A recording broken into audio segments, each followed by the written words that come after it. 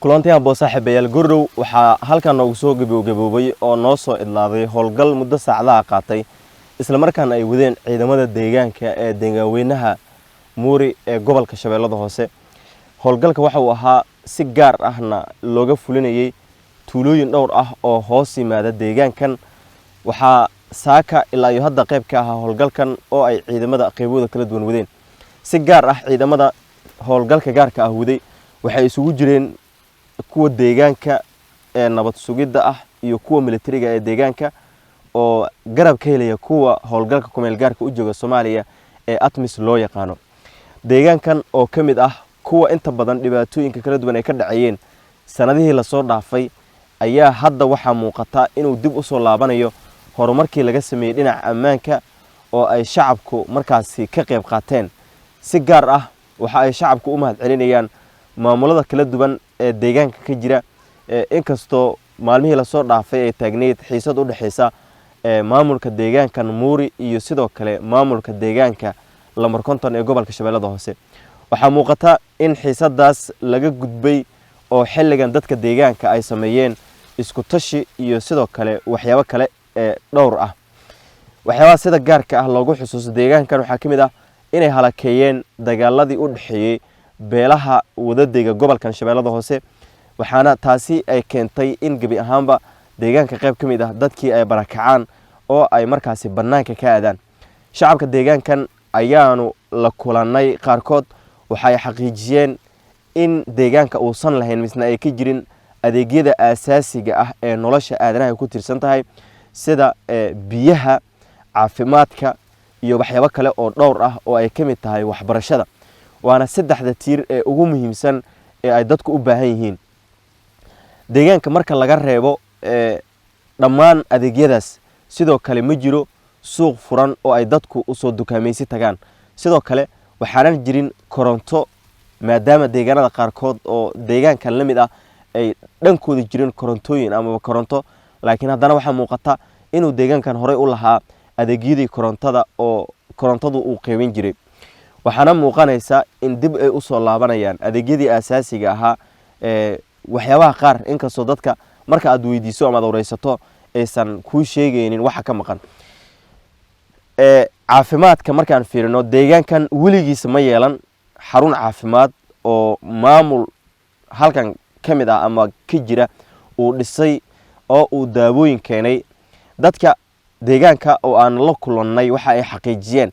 in marka ay u baahan yihiin caafimaad ama waxyaabo kale ee la mid ah ee aadaan degmada Afgooye xitaa Lamar Kontonka ee deegaan ahaan u dhow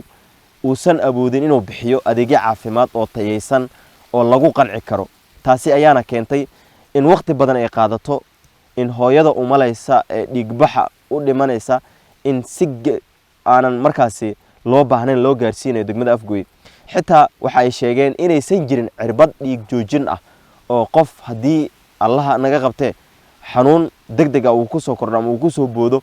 aanan la awoodin meel xaaladaas degdeg ah lagu dabiibo. sidoo kale waxyaabaha sida weyn dadka ay u codsanayaan waxa kamid ah biyaha oo ah nolosha aadanaha waxa ay ku tirsan tahay.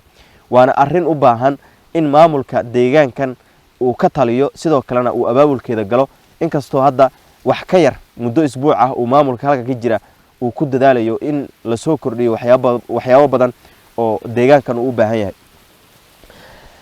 waxyaabaha kale ee sida gaarka u qusay waxa kamid ah waxbarashada. iskuulada maadiyan wax iskuul la yiraahdo oo loo dhigo dadka deegaanka caruurta ay dhaleen ma jirto. xitaa qofka Allah wax siiyay ee gacanta uu Allah wax u geliyay ee hantida leh caruurtiisa halkan ay waxbarasho laan ku tahay oo meel loo aado ma jirto. sidaas ka muuqata waxaan dhex taaganahay oo aan dhex fadhiyaa mid kamid ah beeraha ku yaala deegaankan.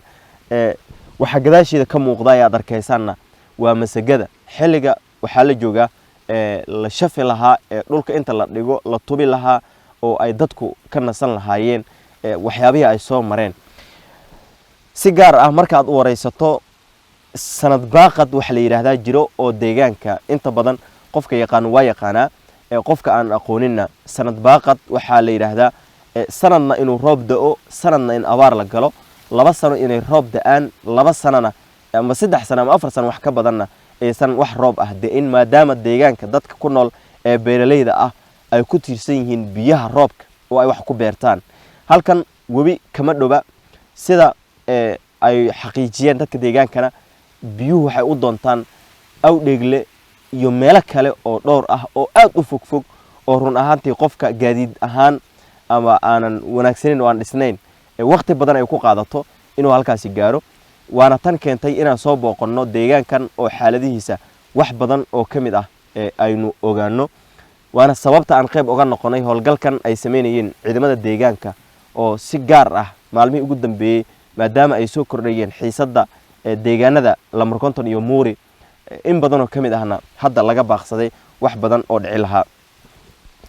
arintan ayaana timid iskaashi dadka deegaanka ah iyo maamulka ah iyo odayaasha dhaqanka ee deegaankaba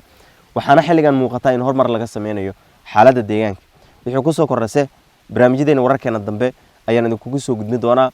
waxaana rajeynayaa in cid walba ee muuqaalkan uu gaaro ee deegaankaas deegaan ahaan ka soo jeeda iyo guud ahaanba gobolka maadaama gobolka la xiran oo dadkiisu inta badan ay dhibaataysan yihiin dadka intooda badan ay ka warqabaan haddana waxaan markaasi u soo gudbinaynaa oo aan ku dadaalaynaa baahiyaha deegaanka jira inaan soo gudbino howlgalka waxaa sidoo kale qayb ka ahaa Abukaate Cabdiraxmaan Xaaji Siidow oo isagu kamid ah dadka markaasi inta badan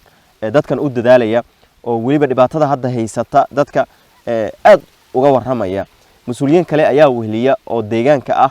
iyagoo waliba socdaal dheer ku maray xaafadaha kala duwan ee deegaanka sida ka muuqata shacabka ayuuna mid u wareysanayay si xaaladooda loo ogaado oo halkaas hay'ado iyo waxyaabo kale